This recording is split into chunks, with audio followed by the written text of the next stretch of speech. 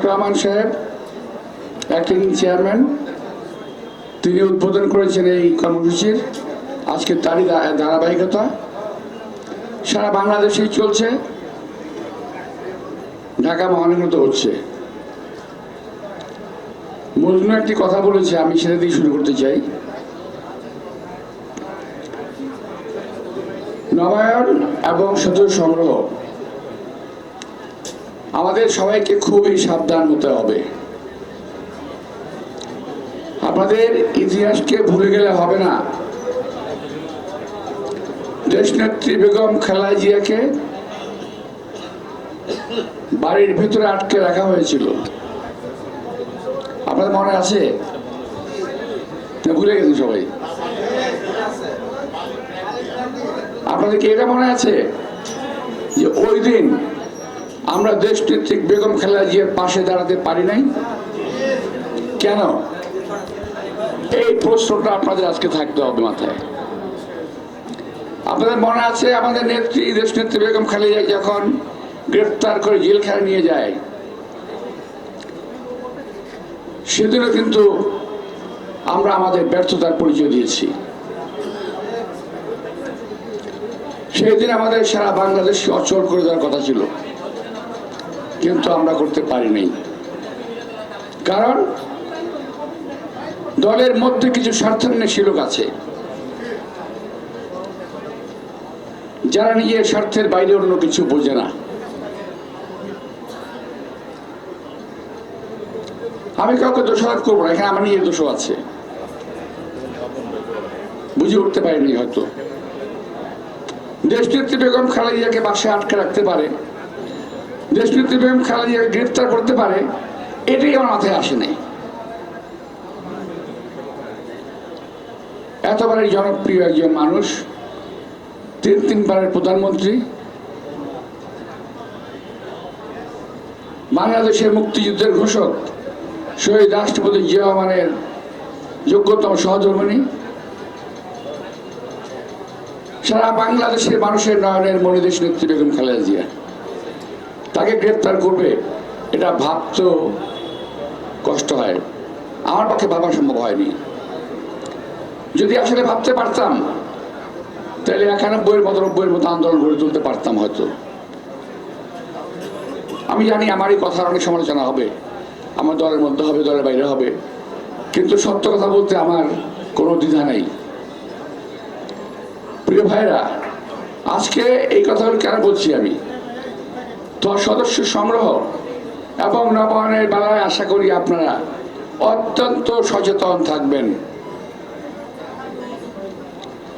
যদি নবায়নের সময় দেখা যায় যে ওই ব্যক্তির সম্পর্কে সংগঠন বিরোধী কোন কার্যক্রমের সঙ্গে জড়িত আছে, তার সদস্য পদ নবায়ন করা যাবে না। দলের দুর্নাম হচ্ছে এমন কোন কাজের সঙ্গে জড়িত আছে, এমন কোন ব্যক্তিকে নবায়ন করা যাবে না। আর আওয়ামী লীগের কিংবা সুযোগ সন্ধানে কিছু লোক এই সময় দলে নতুন করে সদস্য হওয়ার চেষ্টা করবেন, যারা আমাদের জন্য কোনো সুফল বয়ে আনবে না, তারা আমাদের ক্ষতিই করবে। সুতরাং তাদেরকেও আমাদের সদস্য করা যাবে না। হতে পারে দলের সংখ্যা কমে যাবে, লোকের সংখ্যা। আমরা কোয়ালিটিতে বিশ্বাস করি, কোয়ালিটি ভালো, কোয়ান্টিটিতে না। হাজার হাজার লোকের দরকার নাই, আমার খুব সলিড 10টা লোক হলেই চলবে, যারা দেশকে ভালোবাসবে, দলকে ভালোবাসবে, দেশের মানুষকে ভালোবাসবে, প্রয়োজনে জীবন দিতে প্রস্তুত থাকবে। প্রিয় ভাইরা, সামনে রমজান, আজকে সব রাত্রি ইনশাল্লাহ আমরা সবাই পালন করব। রমজানকে সামনে রেখে আজকে জিনিসপত্রের দাম বাড়ছে এবং বাড়ার প্রস্তুতি চলছে। সিন্ডিকেট তাদের কাজ করেই যাচ্ছে, সিন্ডিকেট তাদের কাজ বন্ধ করে নাই। সরকারের পরিবর্তন হয়েছে কিন্তু সিন্ডিকেটের কোনো পরিবর্তন হয় নাই। সিন্ডিকেটের কাজ করে যাচ্ছে এবং এই সরকারকে একটি বিব্রত অবস্থায় ফেলে দিতে চেষ্টা করছে। আমরা যতই বলি এই সরকারকে আমরা সহযোগিতা করছি এবং সরকারের কোনো অবস্থাতেই আমরা ব্যর্থ হতে দেব না, ততই যেন সিন্ডিকেট একটু বেড়ে যায়, ততই যেন এই দুষ্কৃতিকারীরা এদের একটু বেশি আশকারা পেয়ে যায়। কেন আমি জানি না। অনেকে বলে সরকারের মধ্যে এমন লোক রয়ে গেছে এখন পর্যন্ত যারা এদেরকে আশকারা দিয়ে বড় করতেছে। প্রিয় ভাইরা, আমি কয়েকদিন একটা কথা বলেছিলাম ডেভিল হান্ট নিয়ে, যে ডেভিল হান্ট করার জন্য সারা বাংলাদেশ তো আপনারা ঘুরে বেড়াচ্ছেন, চষে বেড়ান, আপত্তি নাই, ডেভিল খুঁজেন, ভালো, কিন্তু হাতের সামনে যে ডেভিলগুলো রয়ে গেছে তাদেরকে ধরছেন না কেন?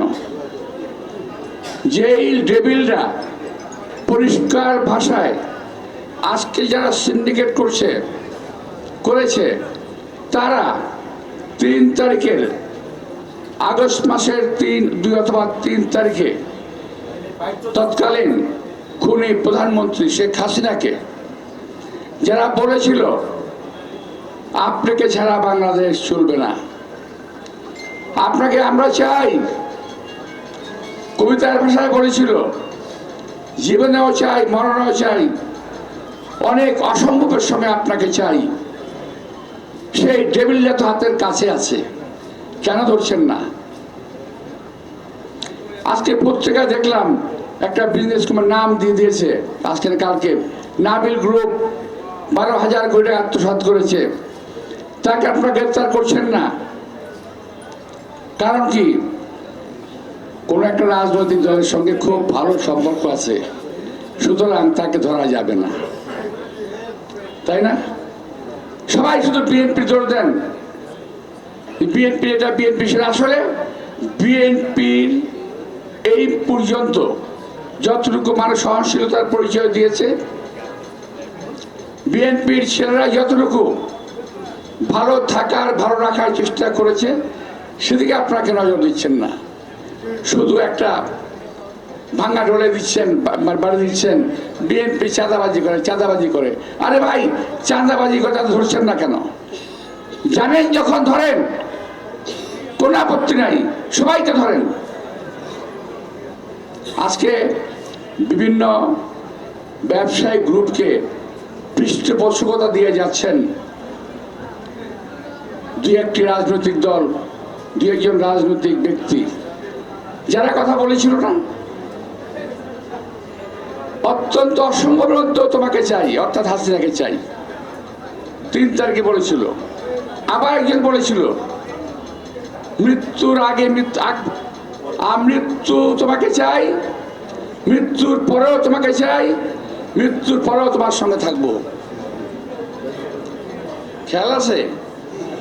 যদি কারো খেয়াল না থাকে দয়া করে ওই 2-3 তারিখে টেলিভিশনে দেখেন, সবগুলো ডেভিল, সবগুলো শয়তানকে পেয়ে যাবেন যাদের উস্কানিতে 4-5 তারিখে এইভাবে সারা বাংলাদেশে এই দেশের সে ছাত্র জনতার উপরে গুলি চালানো হয়েছিল, যাদের উস্কানিতে আজকে দেশের দ্রব্যমূল্য বেড়ে চলেছে, যাদের উস্কানিতে আমার হাজার হাজার মা বোনের বুক খালি হয়েছে, ওই উস্কানি তাদের ধরছেন না। কারণ ওদের সবার সঙ্গে হাত মিলিয়ে ফেলেছেন বিশেষ একটি রাজনৈতিক দল, যারা বারবার আমাদেরকে দোষারোপ করে, আসলে নিজের দোষ ঢাকতে গিয়ে ওই বিএনপির দোষারোপ করতেছে।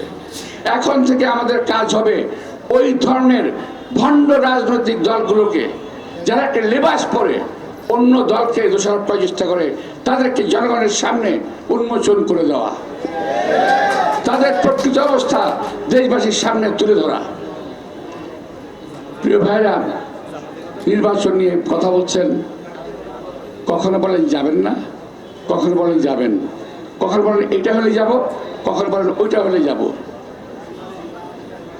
আরে ভাই, আপনাদের ভুল সিদ্ধান্তের কারণে মনে হচ্ছে 2008 সালে বিএনপি এবং আমরা জোট নির্বাচনে গিয়েছিল, তার ফলশ্রুতিতে বাংলাদেশের অনেক নামি দামি অনেক বিখ্যাত প্রখ্যাত মনীষীদেরকে প্রাণ দিতে হয়েছে ফাঁসির কাস্টে।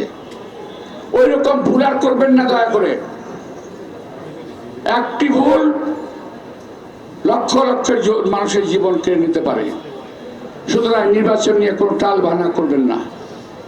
আমি সরকারকে বলছি না, আমি বলছি এই সরকারকে বিভ্রান্ত করার জন্য বিভিন্ন রাজনৈতিক দল বিভিন্নভাবে নির্বাচন নিয়ে বিভিন্ন কথা বলছেন, এই সরকারকে অস্বস্তির অবস্থা ফেলে দিচ্ছেন।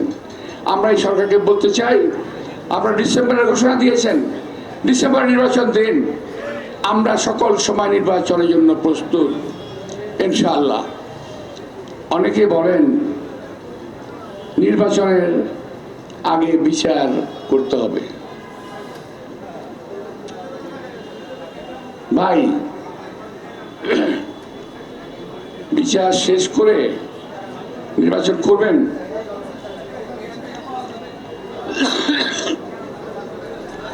এটা কি সম্ভব? 3 মাসের মধ্যে তড়িঘড়ি করে নির্বাচন আপনারা বিচার করবেন? পারলে করেন, পারলে করেন, কোনো অসুবিধা নেই। কিন্তু নির্বাচনের আগে বিচার কেন বলেন? বিচার শেষ করে নির্বাচন করতে হবে। 3 মাসের মধ্যে বিচার করেন, বিচার করেন, অবিচার নয়, বিচার করতে হবে। এই চুপ থাকো না ভাই। তো ভাইরা, আমি সময় খুব সংক্ষিপ্ত, শুক্রবার, আজকে শবে বরাত, আবার জুম্মার দিন, আমি সময় বেশি নেব না, আমি শেষ করতে চাই এই বলে, যারা নির্বাচনের জন্য, নির্বাচনকে ব্যাহত করার জন্য, নির্বাচনকে প্রশ্নবিদ্ধ করার জন্য চেষ্টা করছেন, পক্ষান্তরে তারা দেশের স্বাধীনতা সার্বভৌমত্বকে ধ্বংস করার চেষ্টা করছেন। এদেশের মানুষের কথা বলার অধিকারকে হরণ করার চেষ্টা করছেন, এদেশের মানুষের ভোটের অধিকারকে হরণ করার চেষ্টা করছেন। দয়া করে আপনাদেরকে বলবো, দেশপ্রেম উদ্বুদ্ধ হয়ে এই সমস্ত কাজ থেকে বিরত থাকুন। সরকারকে বলবো যে বক্তব্য রেখেছি, বক্তব্য দয়া করে ফলো করেন।